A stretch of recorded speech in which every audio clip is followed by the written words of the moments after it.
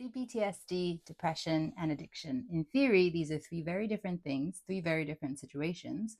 But sometimes the best way to make sense of anything is to hold it up side by side with its counterparts, to let their outlines overlap into a composite image that's so clear it ends up revealing more of each thing than you would see if you considered any one piece in isolation. And as usual, we can use me and my lived experience as the Rosetta Stone because each of these three has played a defining role in my life. Let's talk about it.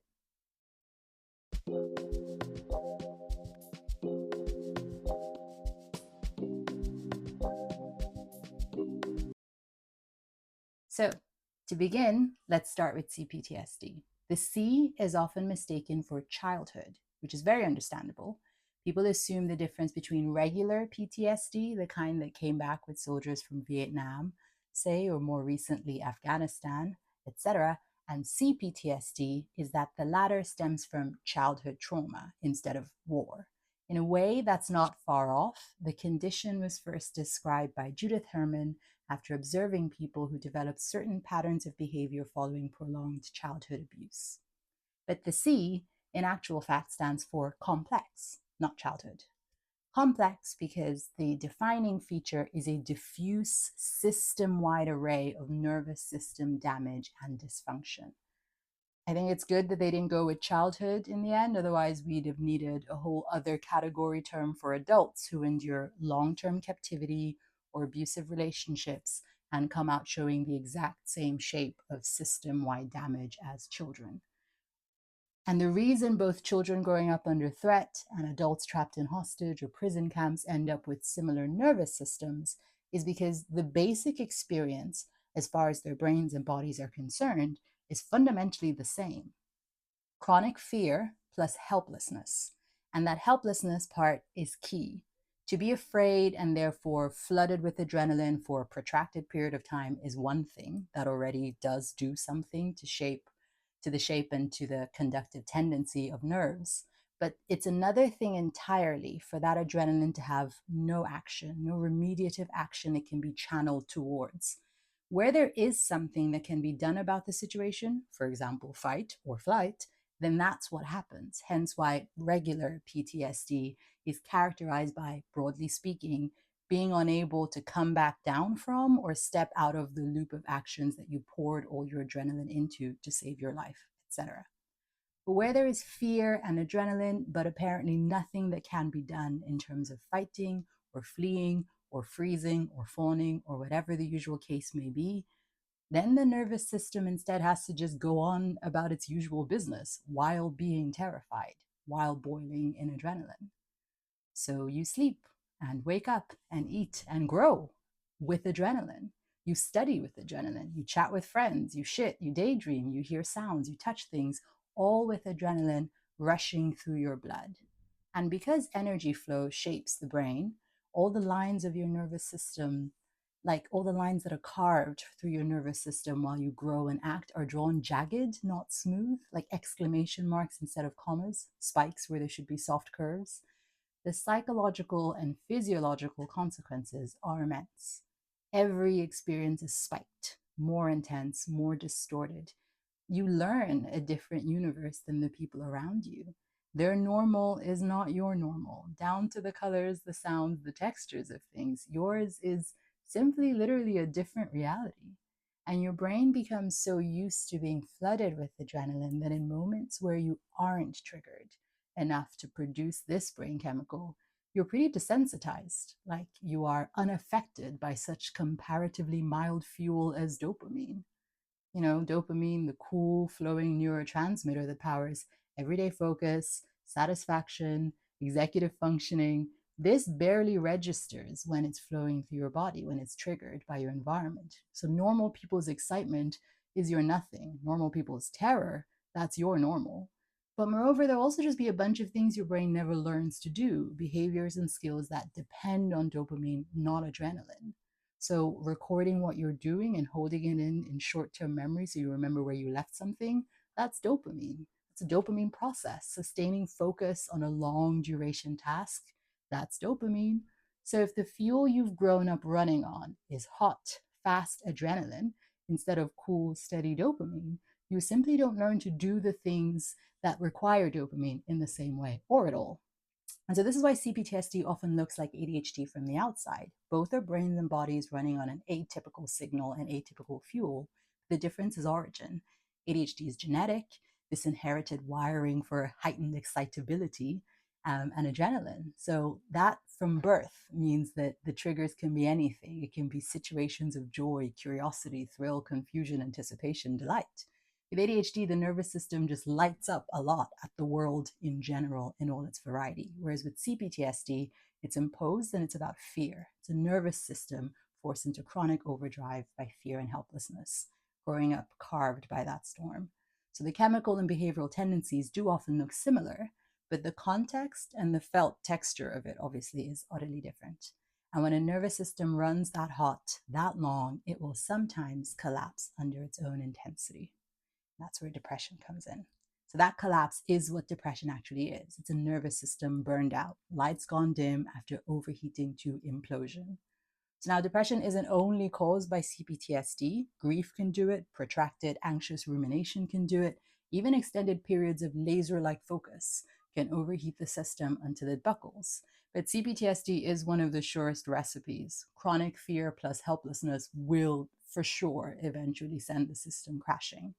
And what does that feel like when that happens? Well, depression feels like the colors turn to gray. Sometimes that literally seems to happen, like you see in grayscale.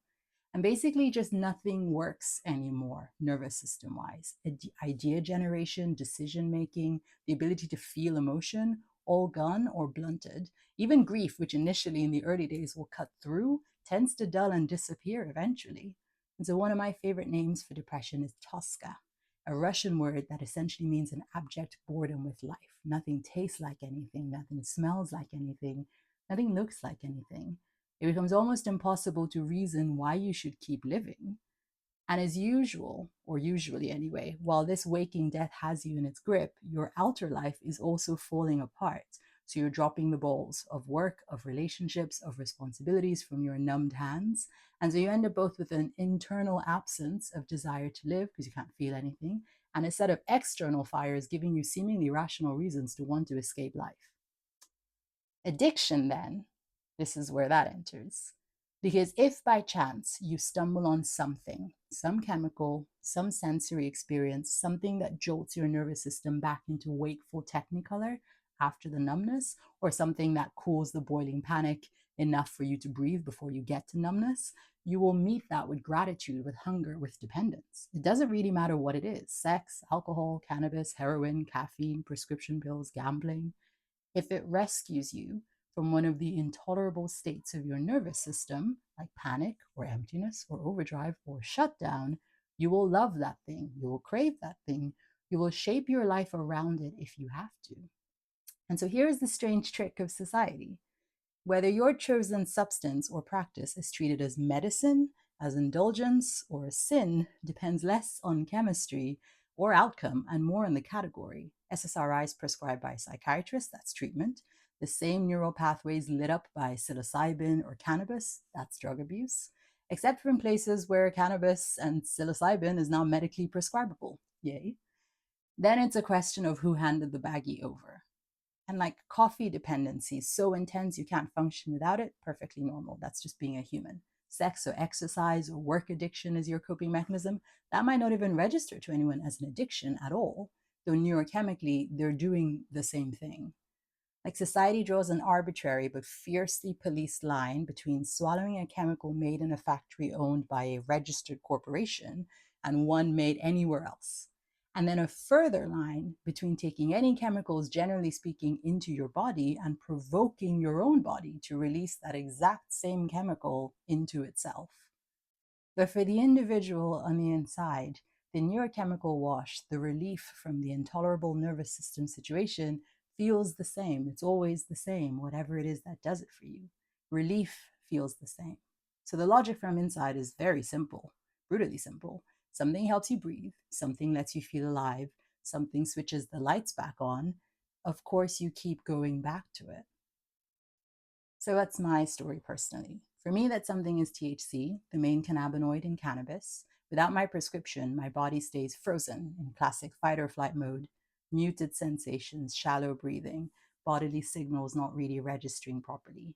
Even when I feel emotionally calm, which is actually my typical mood almost all the time, my body itself doesn't know what relaxed means.